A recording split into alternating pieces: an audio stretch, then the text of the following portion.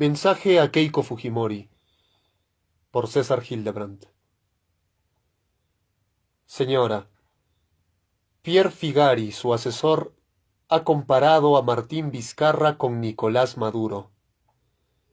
Daniel Salaverry, su mantenido en el Congreso, ha dicho que le parece estar viviendo en Venezuela. ¿Estos son los heraldos negros de lo que se viene, señora? ¿Van a tumbarse a Vizcarra diciendo que es un dictador? Un dictador como lo fue su padre, un personaje oscuro como lo fue el señor Montesinos, que declaró formalmente que a usted le entregaba mensualmente $10,000 salidos de las bolsas negras para su manutención en los Estados Unidos. Cada persona, por más insignificante que sea, aporta un estilo. El suyo, señora, no es el de la ira constructiva como quieren hacerle creer. El suyo es el de la traición. Traicionó usted a su madre cuando ella más la necesitaba. Traicionó usted estrictamente por conveniencia electoral a su padre, a quien todo le debía, desde el apellido hasta la fortuna oculta de la que algo sabe Joaquín Ramírez.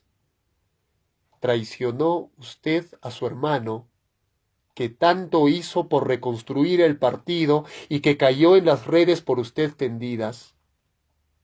Solo fue fiel usted, señora, a los tíos corruptos que se asilaron en Japón, como lo quiso su padre cuando buscó ser senador de aquel imperio. Sería avaro de mi parte no reconocerle a usted las virtudes que muchos también le encomian. Es usted inteligente, astuta, tenaz y disciplinada. El problema, señora, es que su inteligencia la ha empleado para construir la farsa de un fujimorismo renovado, cuando bien sabemos que el fujimorismo, albertista ayer, hoy y siempre, no podría renunciar a su vocación totalitaria sin perder su esencia. Respecto de su astucia, Harvard, señora, fue el mejor escenario para ese talento. ¿Recuerda usted cuán liberal parecía en aquella universidad? ¿Qué maquillaje mutante la cubrió? ¿Cómo fue que hasta su voz fue modulada por la conciliación aparente y el arrepentimiento veraz? Eso es astucia. Y es usted tenaz en el error, señora, sin siquiera esforzarse. Está convencida de que el Perú le debe la presidencia y que sólo las malas artes impidieron su éxito. Esa es una percepción narcisista, señora. El Perú no le debe nada. Su deuda con el Perú como primera dama y beneficiaria de la dictadura primero, y como pretendiente a la sucesión de esta dinastía familiar grotesca después, resulta en cambio incuantificable por ahora. Y en relación a su amor por la disciplina, no es la suya la disciplina de quien vive metódicamente para cumplir una tarea y llegar a un objetivo que haga del mundo algo mejor. Concibe usted la disciplina, señora, como el orden inapelable, la sujeción humillante, el salivar pavloviano de sus criaturas. Por eso está usted rodeada de dos clases de personas, aquellos cuya estupidez notoria los hace obedecerla sin dudas ni murmuraciones, y aquellos cuyo prontuario entre político y policial los obliga a la anuencia para seguir siendo protegidos por el blindaje del partido. Usted, en suma, no es líder, señora. El liderazgo, aun el errático, se basa en un programa, en una inspiración, en un cierto sueño de país. ¿Cuál es el suyo, señora, aparte de aquel que consiste en concebir un país rendido a sus pies, temeroso de sus furias, temblando ante sus arrebatos? Defiende usted al fiscal Pedro Chávarri. No me extraña. Ha defendido usted siempre lo indefendible con tal de que sea útil a sus intereses y a los de su organización. Y Chávarri es perfecto para que usted no sea investigada de verdad por los cócteles truchos, los aportes negros y el lavado de dinero de sus dos campañas millonarias. El mismo poder judicial podrido que su padre armó toga por toga y crimen tras crimen es el que usted quiere mantener, señora. No pensando en el país, por supuesto, sino previendo las penas que magistrados independientes podrían darle a usted y a sus escondidos, por ahora, benefactores. Trama usted, señora, un golpe de Estado. Resulta que Vizcarra no era el mayordomo asustadizo que le dijeron, y por eso usted y Salaverry hablan de citas supuestamente incriminatorias ocurridas cuando la caída de Kuczynski estaba preparándose y cuando ya habíamos cambiado de mandatario. ¿Cuál fue el punto central de esos diálogos que hoy se revelan como si fueran el Nuevo Testamento? Pues los detalles de la transición, la posibilidad de que hubiera una crisis constitucional por la renuncia de los dos vicepresidentes, la alternativa no deseada de adelantar las elecciones. ¿Conversar sobre eso era un crimen? Claro que no.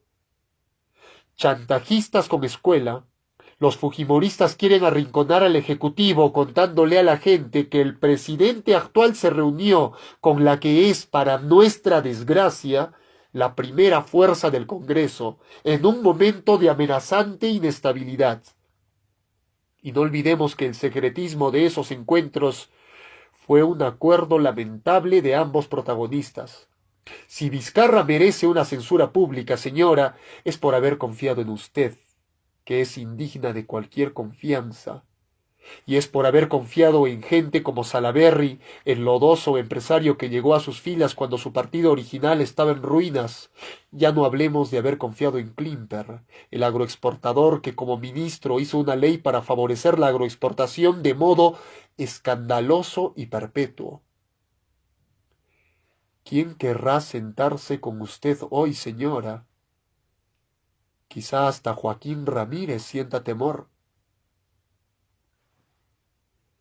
Sueña usted con imitar a su padre y habla desde la televisión tratando de duplicar, esta vez sí filialmente, algunos énfasis, algunos subrayados, alguna respiración, pero su padre, a pesar de ser el más corrupto de los presidentes de nuestra historia y el más grande foco infeccioso de nuestras instituciones republicanas, tuvo dos méritos innegables. Atajó el proceso de destrucción de la economía, empezado con Alan García, y capturó a la cúpula del terrorismo.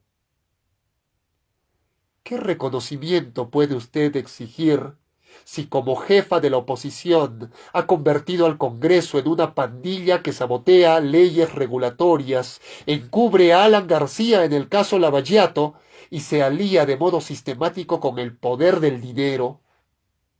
¿Qué méritos quiere que le reconozcamos si en su agenda política solo figura su nombre y en su lista de prioridades el primer y único punto es que usted ocupe en su tercer intento la presidencia de la República?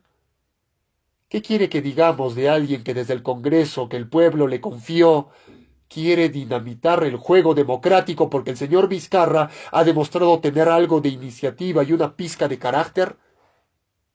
Usted llega tarde a la historia. El país en escombros que éramos en 1990 ya no existe. Sus recetas, hijas del ultraderechismo mandón y varicoso, ya no funcionan. Su chusquedad mental ya no seduce. Su hipocresía ya no cala. Ahora necesitaríamos a alguien que entienda de un modo más sofisticado la naturaleza de nuestros problemas, insertos en un panorama mundial confuso e inflamable. Por último, señora, comprenda que el descenso abismal de su popularidad no es parte de un complot de la prensa. Ni sus derrotas, ni sus fugas de capital electoral son obra de los periodistas. No nos sobreestime, señora. No somos tan importantes. No somos ni siquiera importantes. Lo que pasa es que usted ha cumplido dolorosamente uno de sus mayores sueños. Ha llegado a ser temible. Y la gente común ve el éxodo de los venezolanos y se imagina un Perú dominado por sus rabietas, señora, sus complejos de inferioridad, señora, su sed insaciable de variadas venganzas, señora, y se asusta. Ese es su verdadero problema, estimada. Produce usted un pánico popular.